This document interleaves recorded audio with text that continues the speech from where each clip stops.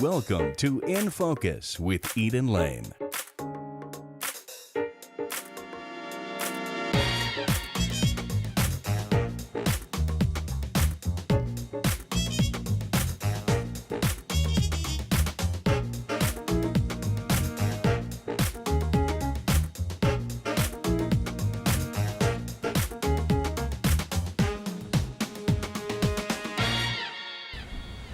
Hi, I'm Eden Lane. On this edition, we return to the Arvada Center to get ready for the holidays as they bring us the musical A Christmas Carol.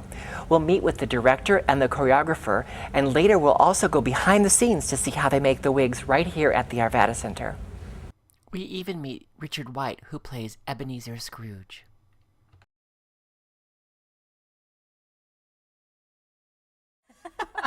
It was excellent. It wasn't? Yeah. Well, it seems a little early to be talking about the holidays, but it's really absolutely not, because you all have to get in the holiday spirit well before we do, because you're mounting a holiday show at the Arvada Center. What is that like for you to start delving into the holidays and the holiday message so early? Well, for me, the holidays can't start early enough. It's my favorite time of year, and this is the second Christmas show I've done at the Arvada Center holiday show, and so it's because you did their production last year. I did, Miracle, yeah, and so for me, getting into the holiday spirit is something I really look forward to, and I've been working on the show since July, so just kind of getting into the spirit, Christmas in July, is certainly something I always look forward to. So I'm excited that we're already working on it. How about for you? Is it odd, or because you're working on the choreography, it doesn't really feel necessarily holiday? Or it does kind of feel holiday. I mean, it is fun because the build up to Christmas is much longer. I'm also a big fan, so I have my tree up by Thanksgiving Day, and so I have a month to have it up and everything. But you do at first, like I was singing all the music and starting to think about Christmas, and then it just becomes musical numbers and let's work on them. And you're thinking about how to accentuate what the holiday is and what the feeling you're bringing across. So there are. And you're focusing on the narrative and the music more than tinsel and right, cranberry sauce. Yeah, I mean, like the number we're doing. I mean, there are graveyard scenes and everything that don't really bring thoughts of Christmas to your mind. So there's a mix of things. It's not probably the scene we're doing right now, Abundance and Charity, is the most kind of Christmassy, where there's gingerbread man and there's dancing girls tapping, and so. But a lot of the other stuff is kind of with Fezziwig's Ball is a little bit more traditional, period pieces. So. And this isn't a play with music as we see in other theater companies in town. This is an actual musical. It has that sort of Disney quality because of the composer. Absolutely. And it was on Broadway, at the Madison Square Garden, and it's been revived. So is this the first time we're seeing it at the Arvada Center? This is actually a remount of a production they did several years ago. We're using the same set, but kind of reconceptualizing a lot of the ideas within the show. Rod, in what way? Just I'm a different director, and Rod Lansbury, our artistic director, did a fabulous job of directing it the first time, and offered me the opportunity to kind of take over the production. So it's been an interesting challenge to kind of take someone else's vision and incorporate my ideas into it, and it's been a really fun challenge. What was the biggest challenge in taking that on for you? I think the biggest challenge was just knowing that they had done it a certain way before, and trying to keep it simple enough that you're using the same set pieces and you're using a lot of the same costumes and that sort of thing, but also bringing a new take or a new vision to the staging of it. Does that impact the choreography, having a different director? You still try to go with that vision, so certain things you change, or he'll say, I want this to be, because last time the number wasn't a tap number, the Abundance and Charity, he's like, I want that one to be tap. I'm like, okay, so we incorporated that, and that one's much different. You do have to catch yourself, because every once in a while I'd say, last time, and they're like, oh, don't say that, because you want to approach it like a new piece. And some of the stuff I did similar. I used the structure. I didn't always use the same steps, just because I don't want to go sit and look at a DVD of the last time we did it and just copy down the steps. It would be more fun just to make up new ones and be up on my feet doing it. But you do have to watch out that it's a different production. You don't want to push those things. If something that works better, you might say, well, we figured this out, or I put this in. If it were things that I inputted into the show, I don't mind saying them. I try never to bring up anything.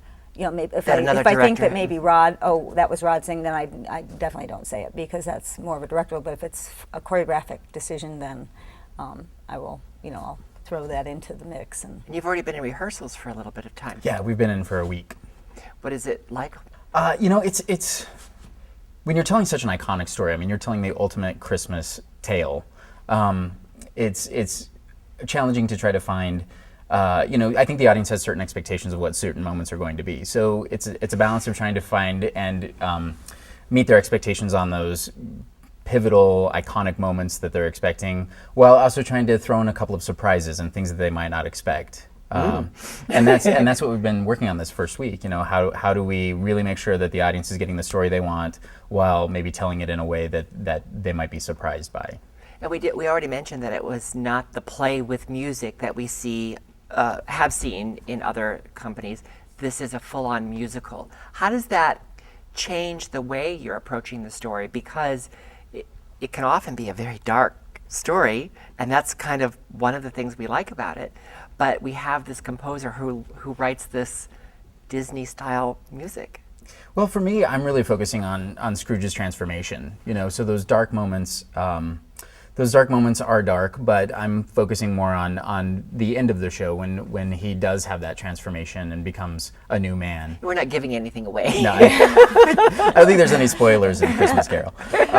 It's trying to there is that Disney quality to it. There is that upbeat quality to it. And what we're trying to do is say this is an adaptation of the story. Mm-hmm. This is certainly not, this story has been retold in numerous media and numerous ways and different forms, for 150 years. And so this is a specific adaptation of the work, and we're trying to be true to balancing the truth between the book and this particular version of it. And the emotional payoff that we are all waiting for. Absolutely. By the end of the show. Yeah.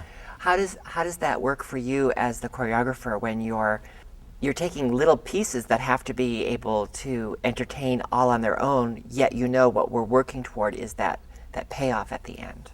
Right, and some of the stuff, the pieces they're heavy, they're darker. So once we get into the second act, like the a whole graveyard construction of the graveyard scene it's not dance as much, it's more, movement that the actors are doing, but there's a lot of stuff happening, so it's really fun to put together to capture that. So it's not all light. It's really a mix of things, but which is what's so great. That's what I love, is that it is so dark, at times, because I've always been a huge fan of this story, and I think it's something, like we always said, it applies to everybody. It applies to those things of thinking back, I could have done this differently. I could have, and so you really find, even though it's Christmas and a light, people think of it as a light musical, you dig down and find those things in yourself that you can connect with and bring that into what that feels like. And what was the thing that you found most recently and working on the choreography that was something of yourself? That would be a whole program in itself. Can you give me a It's just little a hint? very dark time. It was actually a death of someone, and my reaction to it. So, and things that happened up to that and everything, where you go, how could I relive that? And he's like, okay, is the one song, the past is the past. Mm-hmm. You learn from it, but you have the option to change it, and that's what's so great. And even within those numbers, though, I studied with Lou Conti, who was in his company in Hubbard Street, and he is so story-driven that even in the numbers, even Abundance and Charity, when it's light, I'm really trying to heighten what, like, this particular ghost is trying to drive into him. So I'm trying to storytell within the numbers. I really try never to just stop and dance, for within the show. I try to It's push. not that kind of show. Right, and I always think, there's very few times where I just make it a dance number. I try to accentuate some type of relationship within that. So hopefully I capture that, but I don't know. Since you've been living with the script since July, what has been the biggest surprise or personal moment that you've found so far, even though you're only 1 week into rehearsal? I think for me, it's the fact that it is over 150 years old. The themes are still so true today, and I don't think they're any more true than they are today. That whole idea of the have and the have-nots, and the idea that there is this separation between those who have and those who don't. And I think that's still a very relevant theme that in our society today is still very true. That's something that works through all of Dickens' work, and it's funny to see that kind of story turned into this holiday icon that does have very light and fun moments. And I cannot wait to see what you and this company have done in this sort of reimagined version of A Christmas Carol at the Arvada Center, and I'm so glad you let me interrupt your rehearsal. Well, thank you.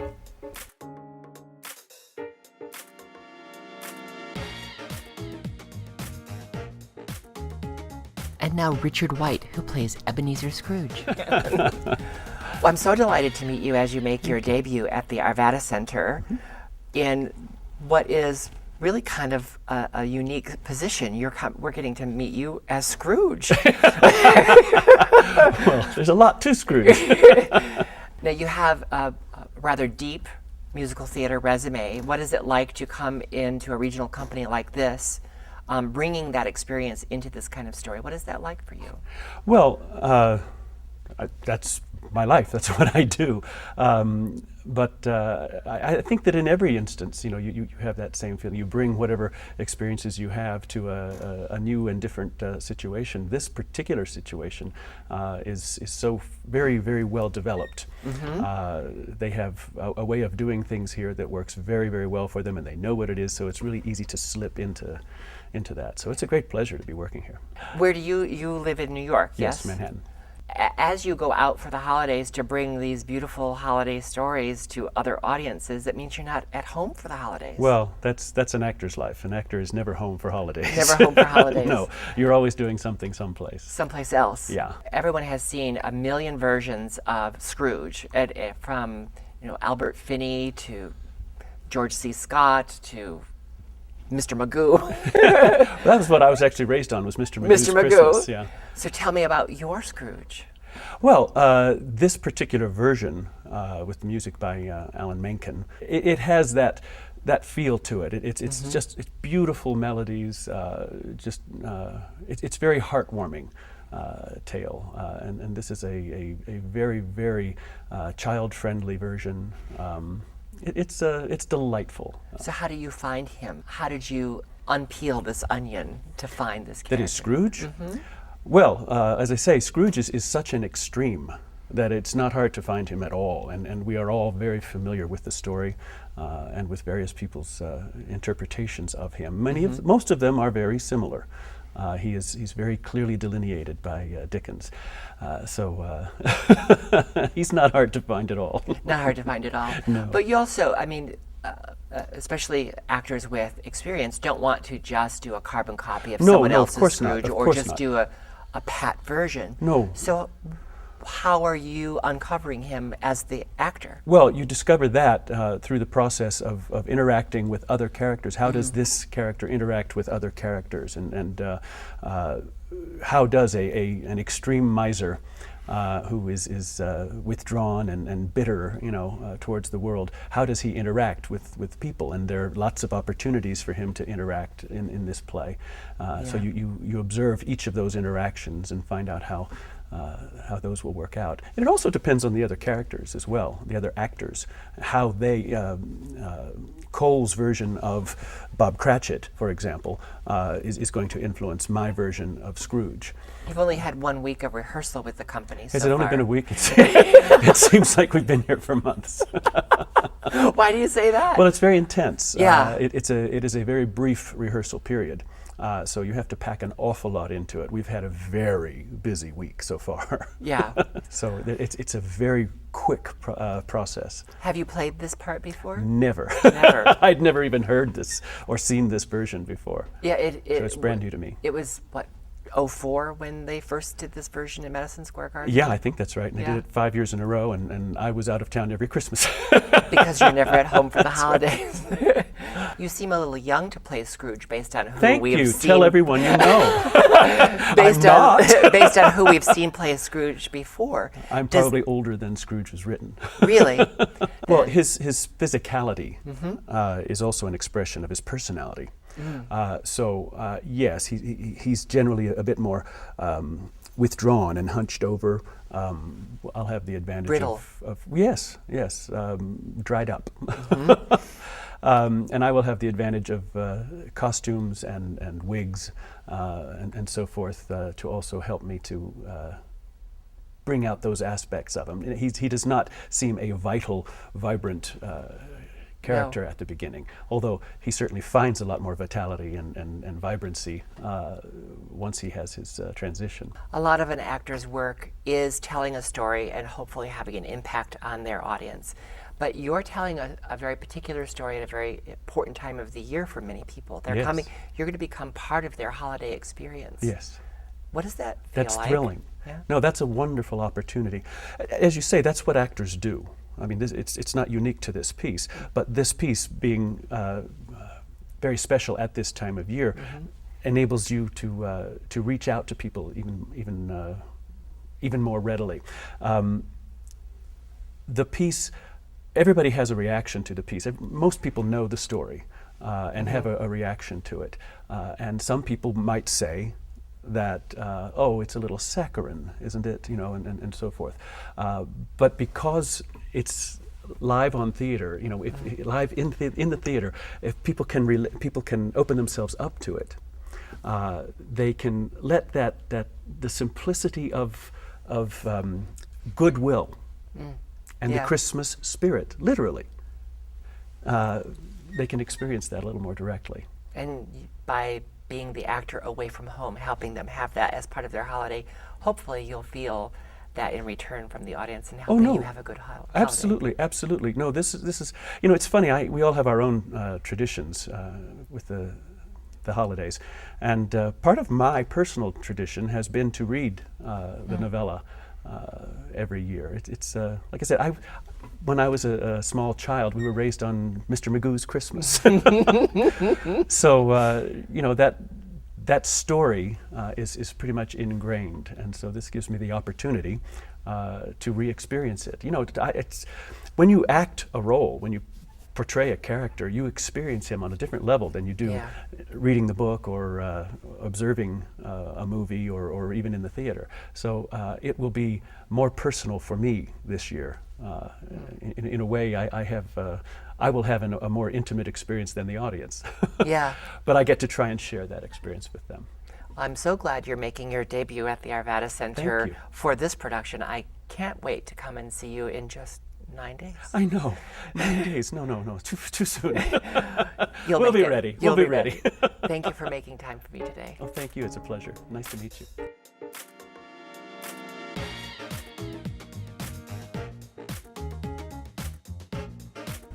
So now we're going backstage at the Arvada Center to see how they make the wigs right here. The Arvada Center creates their productions from the ground up. And previously we've visited the scene shop and the costume shop. This time we get a backstage look at how they create all the hairstyles with wigs. And for a period piece like A Christmas Carol the musical, there are more wigs than you might imagine. Resident wig technician Andrew Osborne gives us a look at how it all comes together.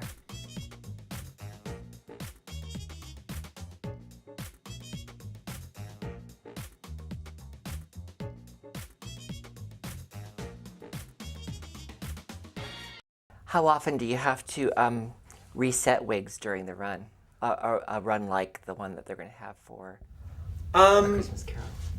Usually the wigs gets reset, the actual curl gets reset about probably once a week, I would say. They get restyled almost every day, and especially during something as intensive as A Christmas Carol. I'll be there every night with them, helping them put the wigs on, take them off. And it just kind of allows me to take them right as they get off stage with them, especially if it's a bit number where it's only on for a few minutes. And I can kind of play damage control from there and restyle. The nice thing about wigs, especially the synthetic ones, is once the curl is set into place, it really stays for quite some time. And so you can kind of keep rebrushing that curl into shape and reforming it and restyling it for a little while. So when they get reset once a week, that's when they get washed? Yes. We'll spray alcohol and sanitizer in them so that they're not gross and nasty from show to show. Because sometimes the performer might be exerting themselves enough to sweat. A lot of sweat. And they wear wig caps as well, which really helps a lot and absorbs a lot. And their wig caps get washed as well with their laundry, so that helps a bit. More than just styling wigs, Andrew also builds wigs for the Arvada Center and agreed to show us how it's done. So this is what we call a bubble. It's essentially a casting of the actor's head.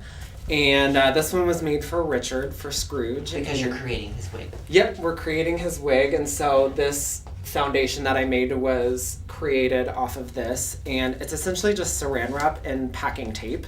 And we cover their head with a wig cap so that it looks as if they're bald, essentially. And then we just wrap their head like a casting with the plastic wrap. And then we cover it with the tape.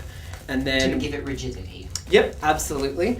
And then we take a Sharpie and just kind of draw in where we see his hairline actually going, and that gives us a guideline as to where we're going to ventilate the individual hairs, especially on the hairline, to simulate what his natural hair would look like. And then we put it on this guy, and you can't see underneath the blue tape, but there's like stuffing and felt underneath to give the shape of the head so that we fill it in. Yep, so we have that exact shape of his head. And then after that is set in place, and I used the little straight pins to pin it down, and after that's all set in place and I have the shape that I want of his head, I go through and tape all the blue tape down so that I can see through the netting when I'm working. And then again, using that bubble, I just go ahead and retrace his hairline onto here so I can kind of have a guideline as to where I'm going. So that's that. That's great. So this is wig That's how lace. a wig is born. This is how a wig is born. This is the creation of a wig. This is wig lace, and it usually runs about 80 to 120 a yard. It's a very nice lace that has about 1 millimeter cells where you can tie on individual hairs, and You it's get a really, just a like really really nice close up. nude flesh color, so that when they put on the wig, especially on the front, they can just blend that in with makeup, and this lace completely disappears, and all you see is the hair starting to come out of it onto their head. Now, sometimes on tour, we have noticed that when actors wear a wig, the lace isn't trimmed. It's just there. Is that the case here at the Arvada Center, or do you trim it? On men, we actually tend to trim it up really, really well. Men's hairlines tend to be a lot harsher. And also, depending on the type of lace that's used, there's several types. There's another type in there that's a lot stiffer. It's that one on top. It's much more stiff, and you can see the color is not as see-through. It's a lot more vivid. So if the color or the stiffness is very visible, we'll trim it up really, really high. But on this one, you don't really need to trim it at all. A lace like this, we would kind of just let hang over their head, and we would just blend that in with makeup, and it really gives a nice seamless effect. And we also leave a little bit of extra because it tends to fray, and so that allows us some room for it to fray so that we can trim off the frayings at the end. So that's that.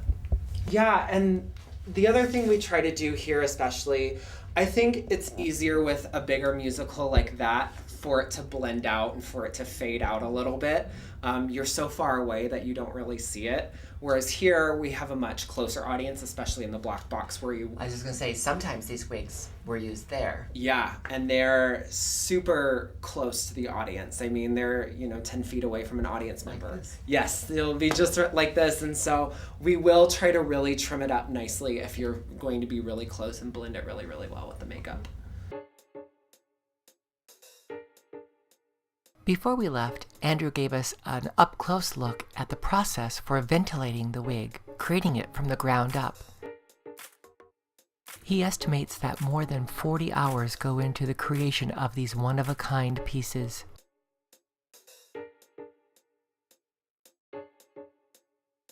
Another wonderful example of the local artisans who create the work at the Arvada Center. Another reason to appreciate the work that goes into A Christmas Carol the Musical at the Arvada Center.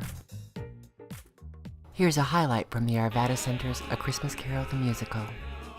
We look forward all year long to Christmas Eve, when Mr. F puts every penny toward the joy and good of many.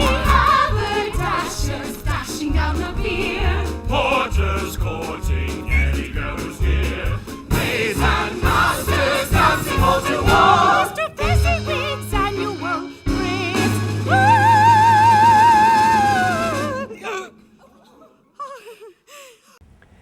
So that's our visit at the Arvada Center as they bring us their holiday offering, A Christmas Carol, the musical. But that's not the only thing they have for the holidays. They have the Fine Art Market, as they always do.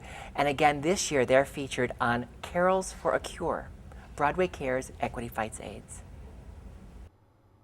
And you can get your copy from members of the cast in the lobby at the Arvada Center. Miners Alley Playhouse in Golden is also ready to help you get into the holiday spirit with their production of It's a Wonderful Life as a radio play.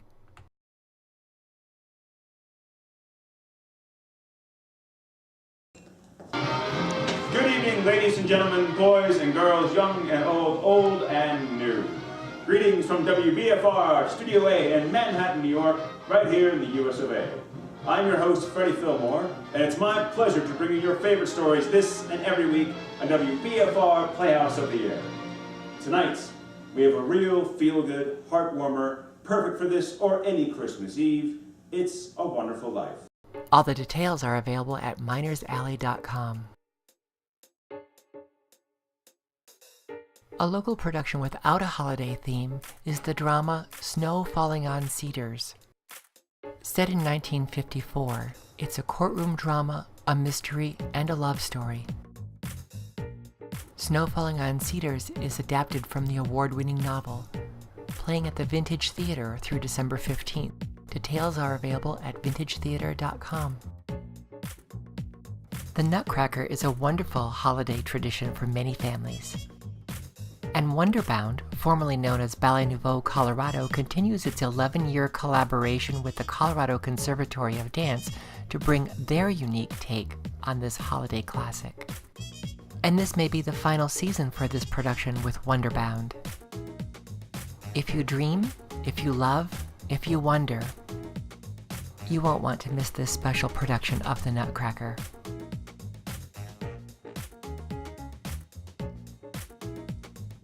And another special way to get ready for the holidays is the Artisans Market at Wazi Union on Saturday, November 30th, where you can shop small, shop local, and shop handmade with over 40 local artisans participating.